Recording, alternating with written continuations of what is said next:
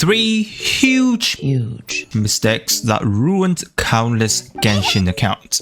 Yep, you heard me right. I've been doing many accounts reviews, and these 3 things constantly showed up, ruining so many accounts that should have turned out to be very good. Today I'm here to save you just that, so stick around, as especially the third one is one I'm sure all of us have done. Now guys, I want to give a huge shout out for today's sponsor, Surfshark VPN. They're having a huge deal for us. There's a link down below with my code SUPRA to get up to 3 additional months for free. I've been very happy with this service. Surfshark VPN is the only privacy product that allows unlimited simultaneous devices. Most of them limit you, but not Surfshark. You can have it on your phones, your desktop, as many devices as you want. So Surfshark encrypts your data to keep it safe. It's an extra layer of security for your photos, your videos, or your personal stuff so no one can see. Also, being a VPN, it swaps the real location of your devices with a new one, or in other words, it's your IP address. This way you can basically virtually travel to any country around the world. It is very easy to use. With a simple click of a button, you're basically there to where you want to be. If you're an anime lover like me and would love to get access to a giant anime library on Netflix, then you can just simply click to Japan and voila! You now got a lot of anime to watch to your heart content.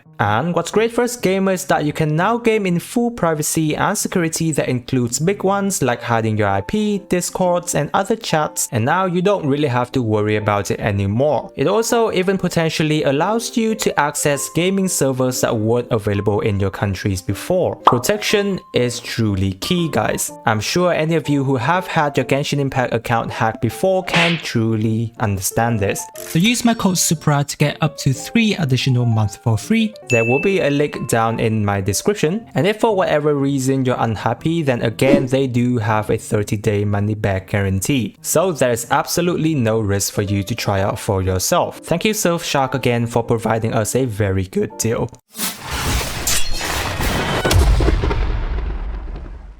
Number 1.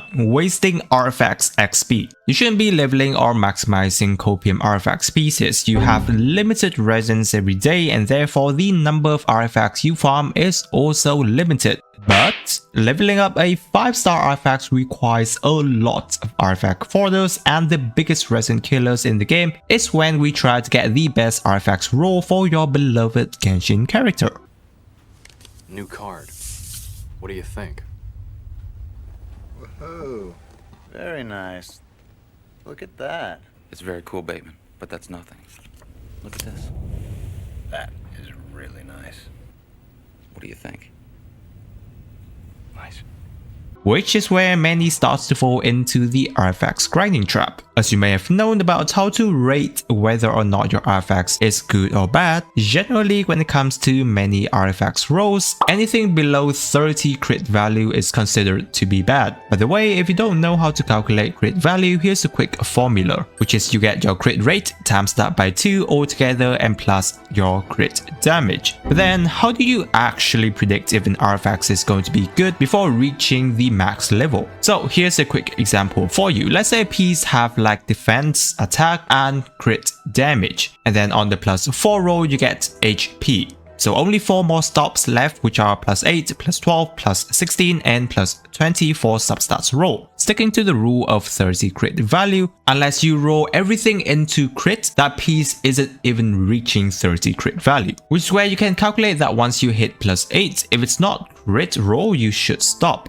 It's time to stop! That's just a quick example of how you can simply predict and stop investing instead of continuing to gamble your luck. Better yet, to save many artifacts fodder on your account for artifacts that have greater potential, because I've seen so many AR60 accounts complaining how they're lacking in artifacts to build while seeing their other characters holding on to very bad artifacts pieces. Also, quick additional info is that keep your eyes out for high and low rolls too. You can have a quick look here on the board showing on the screens. For example, 5 low rolls on crit damage is just going to be a 27%, while 5 high rolls gets you you a 39% crit damage, which is a massive difference. Plus, not all characters requires crit values to be good. As we know, character like Xiangling or Raiden Shogun loves to have energy recharge. So this here is just an example to remind you to use your RFX folder wisely and save on your resins for other better farming. Alright. I know that there are many lovable characters in Genshin Impact, and generally we pull for the character that we love, right? Like me with a C6 Kuching fully invested. Now, what happens if you love 3 other characters that's just like her? Hey, I love Navia too. Oh my god, Eula seems sexy. I want to use her. Oh wow, Neuvillette is hot, might as well as having on my team. Now I have an amazing Genshin Impact team of my own. 5 minutes later.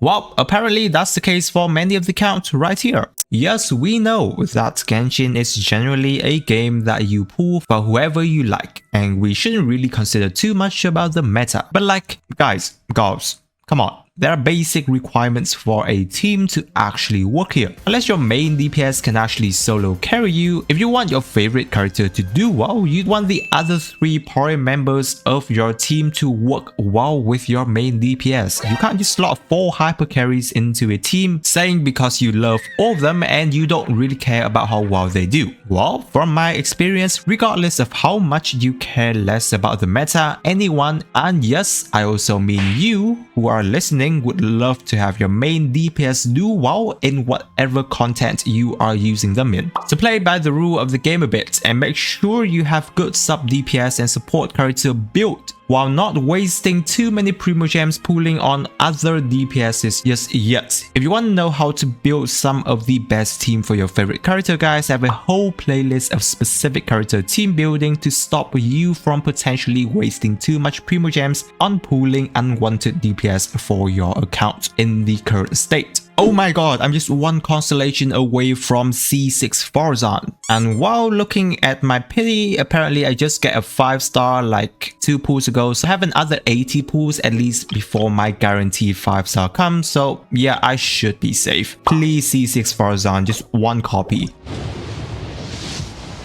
Wait. It was at this moment that he knew. He fucked up. Is that a gold star? That's a 5-star, right? Why is it so early?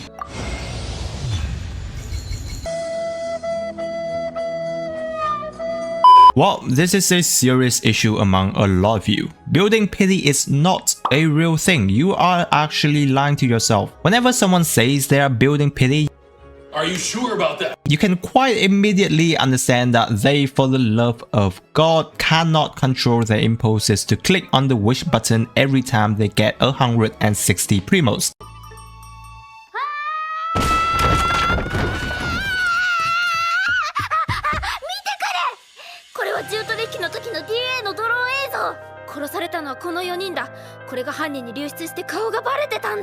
I do understand that some people love every character and they can't really decide which character they want, so they tend to wish on every banner. Yes, I can understand that. But when someone says they are building pity so that they can get another character much more easier, that's actually a lie. If you want, let's say, Neuvillette and his rerun is upcoming, then you should just save for him. You wouldn't try to, quote unquote build pity on a different banner, because literally saving Primogems give you more chance to get your favorite character. How does building pity help in any way? By building pity, you could get the wrong banner character early, and now what do? Like me, for example, with a C1 Xian Yu. So basically, the best way to stop yourself from all of these impulses is 1. Not checking the amounts of Primogems you have constantly. 2. You can just use a wish simulator. And 3. Just go to bed and meditate or do something else. Plus, guys, very importantly is regarding the weapon banner. If you want to pull for the weapon of your favorite character and you can't swipe your credit card, you should save at least 3 pity, which is around 200 plus wishes, for a pretty much guaranteed weapon pool. I've seen so many people cry about how they lost Yelan weapons on 3 different banners, which is like 4 to 5 total losses by now and still no Aqua Simulacra. So for low spenders, don't even try touching on weapon banner if you don't have 3 PT worth to make sure you actually even get it. So those are basically 3 of the biggest mistakes I have seen people committing over and over and ruining their account. I know that there are multiples of other mistakes in Genshin, but I think that they are not as important as this, because trying to avoiding all the things I've discussed here in this video would lead you to have an infinitely much more better and sustained account. Alright, I hope that was helpful for you. Adios.